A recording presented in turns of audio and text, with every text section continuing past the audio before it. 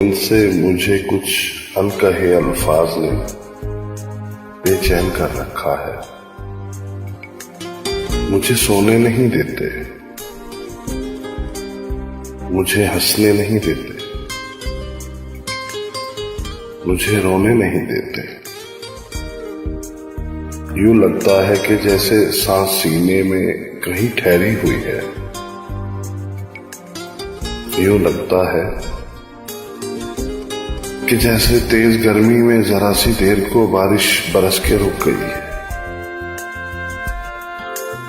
घुटन चारों तरफ फैली हुई है बहुत दिन से। मेरी आंखों में सपनों की कोई डोली नहीं उतरी। बहुत दिन से ख्यालों में दबे पांव कोई अपना नहीं आया। बहुत दिन से वो सब जज्बे जो मेरी शायरी के मौसमों में रंग भरते थे कहीं सोए हुए हैं।